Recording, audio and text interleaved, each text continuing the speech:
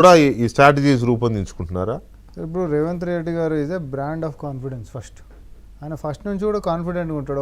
ఒక దాన్ని నమ్ముతాడు, నమ్మిన తర్వాత దానికి సంబంధించే పని చేస్తాడు. ఆ పని చేసిన దాన్ని అచీవ్ చేస్తాడు.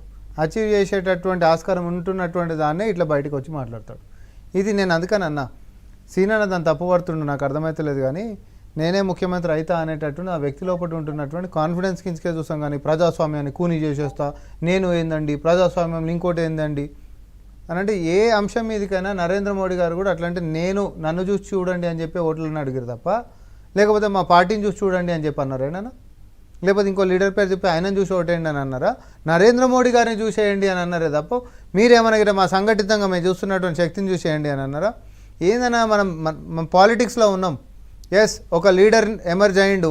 కేసీఆర్ అనేటటువంటిది అసలు ఇక ఎవడు కొట్టడేమో వీళ్ళని, పవర్లో కానీ మనీలో కానీ లేకపోతే ఇంకా దేంట్లో కానీ వాళ్ళు ఇండిఫీటబుల్ అనేటటువంటి అంశంలో కూడా రేవంత్ రెడ్డి గారు ఇదే కాన్ఫిడెన్స్ తోటి నిన్ను ఎక్కుతా తొక్కుతా అని అన్నాడు. తొక్కొచ్చిండు. తొక్కుతా అయింది సార్, నువ్వు డైరెక్ట్ నువ్వు ఊహించుకొని తొక్కుతారండి ఎవరైనా పెద్ద మనిషిని పట్టుకున్నారంటే. దాన్ని ప్రజాస్వామ్యంలో తొక్కడం ఇన్ ద సెన్స్ ఏంటంటే మిమ్మల్ని ఓడగొడతా అనేటటువంటి సింబాలిక్గా చెప్పిండు.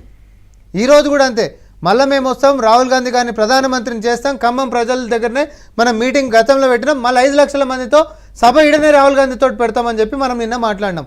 ప్రజల సమక్షంలో ప్రజల యొక్క అభివాదంతో లేకపోతే ప్రజల యొక్క మననతోటి రాహుల్ గాంధీ గారిని ప్రధానమంత్రిని చేసుకుందామని చెప్పి ఖమ్మం కెంచి ఆ యొక్క పునాదిరా వేసిండు. జనాల మీద నమ్మకంతో వేసిండు. వేస్తాం, మాకు కాన్ఫిడెన్స్ ఉంది, వేస్తాం, బరాబర్ వేస్తాం.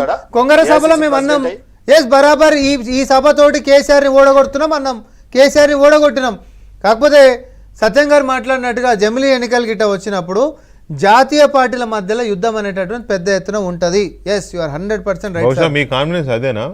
నేను అంటున్నా కదా, బీజేపీ అనేటటువంటి పార్టీ నోస్ డైవ్ అవుతుంది సార్. అది ఇట్ ఈస్ నాట్ ఫాలోయింగ్, అది నోస్ డైవ్ అవుతుంది. ఇట్లా ఇక దాని పరిస్థితి ఇన్ని రోజులు వాళ్ళని కాపాడినటువంటిది దేవుడు, అయోధ్య, రాముడు అనేటటువంటి దగ్గర కూడా వాళ్ళు గ్రిప్పు కోల్పోయినరు. ఎందుకంటే వాళ్ళ యొక్క అసలు రూపం బయటకు వచ్చింది కాబట్టి. ఆవుని ఇప్పుడు గోమాత అని చెప్పన్నారు, రాముడు అని చెప్పన్నారు, అయోధ్య అని చెప్పన్నారు, హిందూ అన్నారు, లేకపోతే కాశ్యం అన్నారు.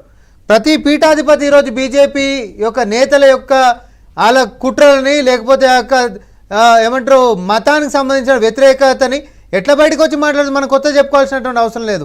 గాడుపు జరంత లేట్ వస్తుందేమో, తెలంగాణకి ఖచ్చితంగా వస్తుంది. మీరు పడుడే పీక్స్లో నరేంద్ర మోడీ గారి యొక్క ఇమేజ్ ఉన్నప్పుడు కూడా తెలంగాణలో అప్పుడు కూడా దర్వాజాలు ఓపెన్ చేశారు. గాడుపు తప్ప ఏం రాదు మీ దాంట్లో, ఉన్నోళ్ళని పంపించుడు తప్ప. ఈ రోజున్న మీ బలం కూడా కాంగ్రెస్ పార్టీకించి అంతో ఇంతో ఈడ అవకాశం లేకపోతే మీ దాంట్లోకి వచ్చి గెలిచిన వాళ్ళు తప్ప సొంత శక్తితో వచ్చినటువంటి వాళ్ళు ఎవరున్నారు? రేవంత్ రెడ్డి గారు సొంత శక్తితో గెలిపించుకుంటానన్నాడు, కాంగ్రెస్ పార్టీతో మమేకమైండు, గెలిపించుకున్నాడు. అదే కాన్ఫిడెన్స్ తోటి రాహుల్ గాంధీ గారిని కూడా ప్రధానమంత్రిని చేసుకుంటామంటున్నాం. దట్ ఈస్ అవర్ కాన్ఫిడెన్స్ అన్న. తప్పేముందిలే, మా నాయకుడిని మేము ప్రధానమంత్రిని చేసుకుంటామని అనడంలో తప్పేముంది? మీ పార్టీని మీరు అనుకుంటారు, వాళ్ళ పార్టీని వాళ్ళు అనుకుంటారు.